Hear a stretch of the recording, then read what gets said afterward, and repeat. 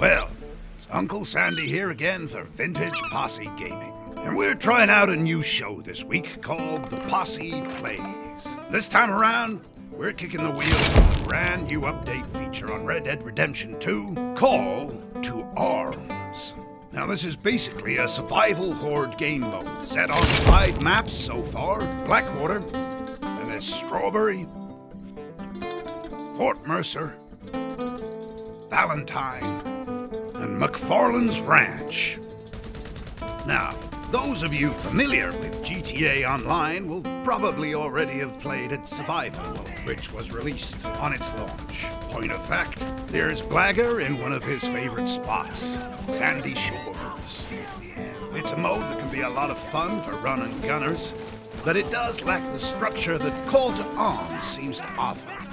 Now, you'll see what I mean in a minute. Now, to get into Call of Arms, you'll need to pick up a telegram from either the post office or the lockbox at your camp. Select Call to Arms, then you choose a location, and presto bongo, you're in. You're here. Each mission begins with some optional strategizing, which is a real nice touch, I think. We had 10 allies armed with rifles that seemed to have trusted the defense of their beloved town to us. Apparently they were desperate, but who were we to quibble? For Wave 1, we had a luxurious 5-minute window to place our 10 willing meat shields and bullet magnets in whichever spot we thought would help our cause. Anywho, I like this opening sequence of placing your men strategically in snipers' nests, behind barricades and whatnot. And I'm looking forward to working out what works best in each of the settings. Now, if you have a mind for it, maybe you could let us know what works best for you, tactically speaking. Then we can pool our resources and we'll maybe produce a how-to video on this particular subject in the future. Now, the atmosphere at this point was really something. In fact, we compared it to starring in The Magnificent Seven. The original, of course. BLAGGER reckoned that he was Steve McQueen. That title is obviously reserved for players that survive the ordeal. Whoever dies first is obviously the extremely forgettable Brad Dexter. Anyway, with the timer ticking its way down to 0, playtime was upon them. Here come the edited highlights of Vintage Posse Gaming's first try of Call to Arms. Wave 1. Here's BLAGGER demonstrating his unswerving accuracy with the sniper's rifle. They don't call him 3 bullets BLAGGER for nothing. MJHAZY running and gunning like a legend, and Treebor goes old school, like Robin Hood old.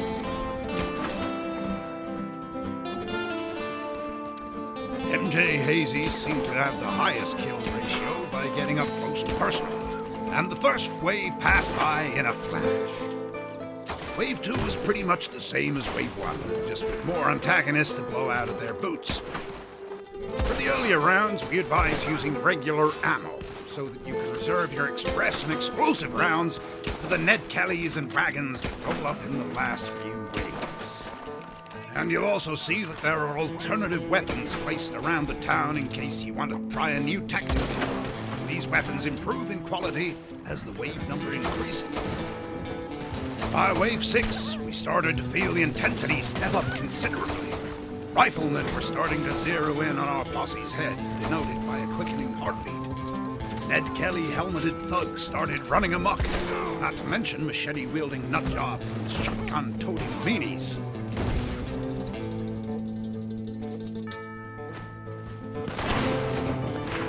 Then the first tank rolled into town. Get to cover, Gertie! After a tactical withdrawal, BLAGGER discovered that explosive arrows, sticks of dynamite, and even a good old-fashioned fire arrow can dispatch a tank, but not necessarily without a fight. By Wave 7, our allies were starting to cave under the pressure too, but we didn't have time to mourn our losses yet. Then came Wave 9. It started badly and got worse.